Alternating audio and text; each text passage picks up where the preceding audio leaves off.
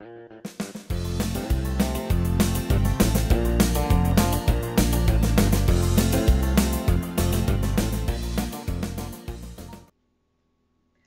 bei Kochen Kinderleicht. Ich bin Christina und wie ihr sehen könnt, bin ich heute nicht alleine. Neben mir steht meine Schwester Ines, von der habe ich ja schon sehr oft erzählt. Das ist die Naschkatze in der Familie und wir machen heute zusammen Weihnachtsplätzchen.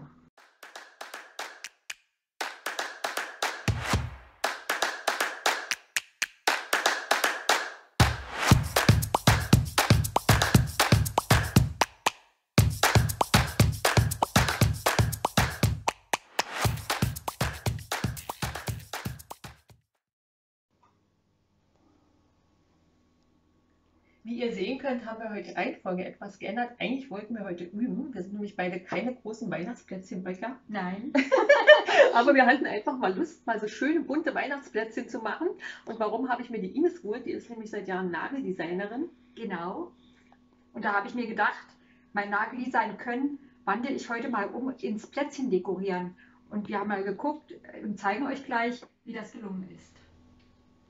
Und jetzt wollen wir euch mal unsere gesammelten Werke zeigen. Da sind Sachen dabei, die finden wir richtig toll. Und da sind aber auch Sachen dabei, da haben wir uns ja, scheckig gelacht, will ich mal sagen. Fang doch mal an, zeig mal deine Lieblingsstücke. Also, das hier schon mal. Das ist ganz hübsch. Das mag ist ich auch total gern. Genau, und das ist tatsächlich auch aus meinem Nageldesign können entstanden, weil da wird auch mit Gel solche Verziehungen von Gelfarben ineinander gemacht. Also ist wirklich schön gelungen. Wir haben übrigens während der Produktion auch gefilmt. Ich werde dann nachher mal Sachen zusammenschneiden, das seht ihr noch. Ja, jetzt haben wir hier aber auch so Sachen, wo ich gesagt habe, hässlicher geht's fast nicht mehr. Wo ist er denn? Da zum Beispiel. Schau mal, dieser wunderschöne Mond.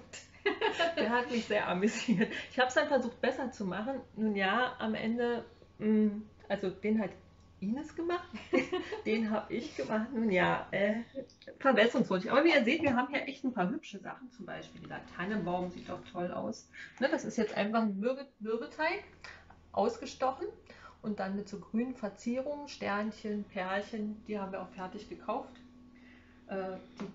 Den Zuckerguss haben wir selber gemacht. Das Rezept verlinke ich euch nachher. Bei manchen Plätzchen haben wir uns richtig verkünstelt. Solche Sachen. Das ist schön mit Silberperlen und mit blauem Zuckerguss. Und eigentlich bei den Tannenbäumen. Und das war mein allererster. Das soll eine Christbaumkugel sein. Das soll eine Glocke sein. Naja, vielleicht erkennt man es nicht mal. Und das finde ich auch ganz hübsch. Das habe ich auch gemacht. Das ist ein Häuschen. Was hast du noch für schöne anzubieten? Da, die ist doch schick. Genau, ein Schneemann. Da. Und dann hatte ich auch einen Baum. Wo habe ich den denn? Achso, den hast du schon gezeigt. Genau, das war ja deiner. Den habe ich mich mit fremden Federn geschmückt. Ja, oder sowas hier. Hübsches Herzchen. Auch wieder mit der Technik wie vorhin mit dem Stern. Das ist auch schick. Guck mal. Genau. Das ist so verzogen, ne? Mit ja. so einer Pinzette. Das seht ihr vielleicht im Video noch. Und so ein paar haben wir einfach dann mit Puderzucker, weil natürlich macht dieser Zuckerguss auch immer sehr süß. Man muss aber auch ehrlich sagen, wir hatten da keine Lust mehr. Na gut. Wir hatten wirklich am Ende, wir haben 3 Stunden gestanden, wir haben uns richtig verkünstelt, weil wir das beide so noch nie gemacht haben. Wir hatten aber Lust drauf, es hat Spaß gemacht. Ja. Aber wie gesagt, es sollte eigentlich heute eine Probe sein. Jetzt ist es doch schon das Endvideo. Die Produktion und wie wir vorgegangen sind beim Verzieren der Plätzchen seht ihr gleich im Anschluss.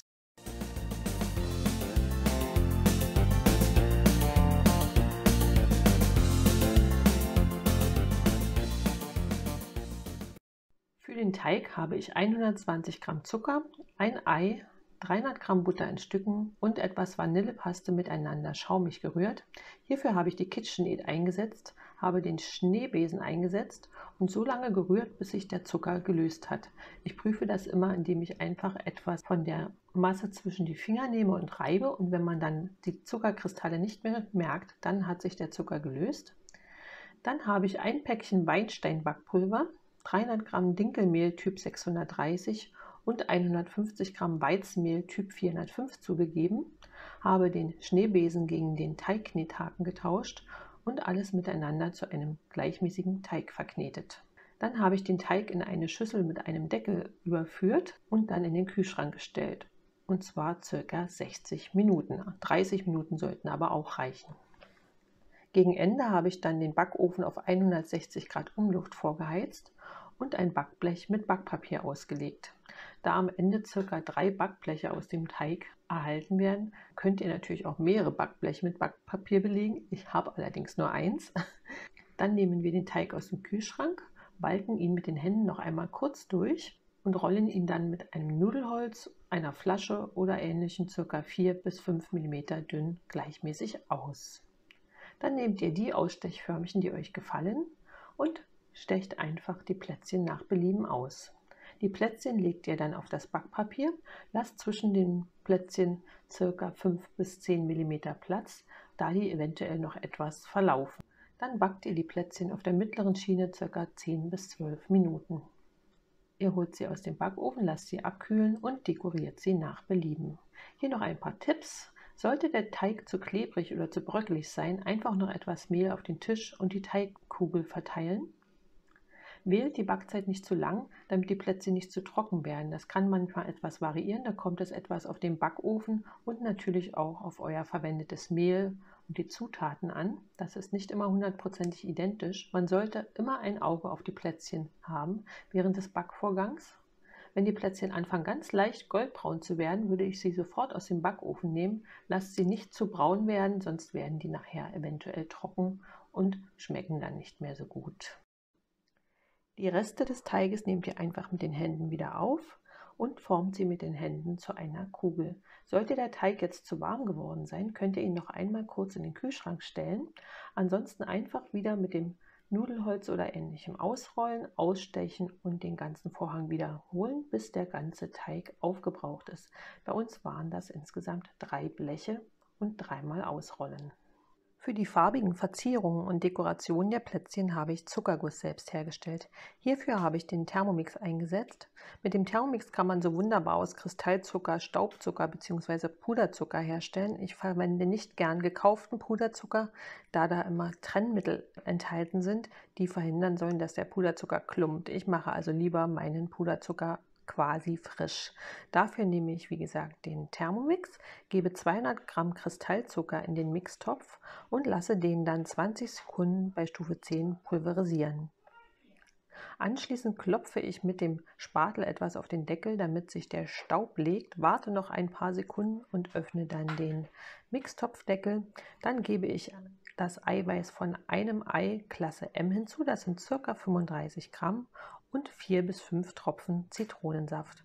Das Ganze lasse ich dann noch einmal 10 Sekunden bei Stufe 6 rühren. Sollte das dann zu fest sein, könnt ihr noch mal ein paar Tropfen Zitronensaft hinzugeben.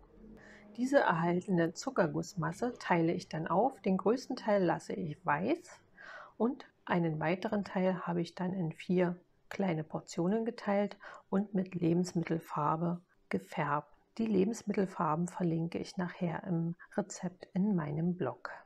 Diese verschiedenen Farben habe ich dann in so kleine Kunststoffflaschen getan, die verschiedene Spitzen haben, sodass man dann nachher schön unsere Plätzchen verzieren und dekorieren kann.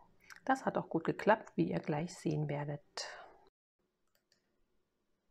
Hier könnt ihr auch schon Ines bei den ersten Verzierungsversuchen sehen. Sie hat bei den ersten Plätzchen das probiert mit so vorgefertigten Fläschchen von Dr. Oetker. Das sind so Schriften in verschiedenen Farben. Da das aber nur so suboptimal geklappt hat, hat sie dann bei den späteren Versuchen dann doch mit den von mir gemischten Farben in den Kunststoffflaschen gearbeitet, von denen ich vorhin gerade erzählt habe. Trotzdem ist das Plätzchen letztendlich sehr hübsch geworden, aber sie war einfach mit der Handhabung nicht so zufrieden. Hier wurde gearbeitet mit den Farben Rot und Gelb. Es wurden dann Linien aufgebracht und das dann verzogen mit so einem Zahnarztinstrument, mit dem man normalerweise Zahnstein entfernt. Keine Angst, dieses Zahnarztinstrument ist niegelnagelneu gewesen und war noch nie im Einsatz für irgendetwas anderes. Das haben wir extra für diese Plätzchenverzierung gekauft.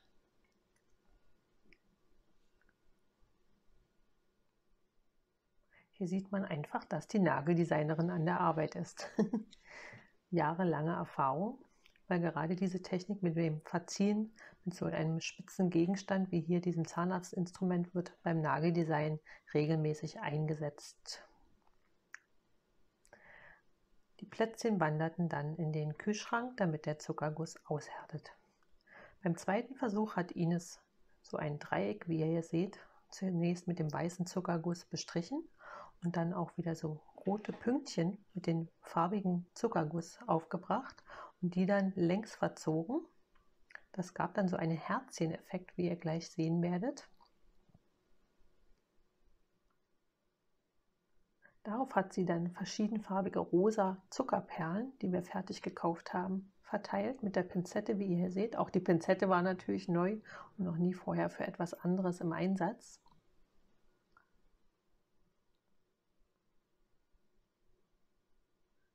Dieses Dreieck gehörte übrigens am Ende zu einem meiner Lieblingsplätzchen. Ich fand das wirklich richtig hübsch. Das war fast zu schade zum Essen. Hier ist der dritte Versuch zu sehen. Das wird einfach eine Schneeflocke. Die ist relativ schlicht am Ende, aber war auch sehr hübsch anzuschauen. Hier wird jetzt nur mit weißem Zuckerguss gearbeitet und Ines macht einfach, wie ihr gerade der Sinn steht, mit diesem Fläschchen mit einer Metallspitze eine Verzierung in Form einer Schneeflocke. Am Ende hat sie dann nur in die Mitte noch eine kleine Silberperle aufgebracht. Und last but not least, hier noch ein Versuch, ein Plätzchen zu verzieren, was ursprünglich eigentlich mit einem Förmchen für eine Münze gemacht wurde. Sie hat jetzt einfach, wie gesagt, wieder rein nach Fantasie Dekoration aufgebracht, hier mit Rot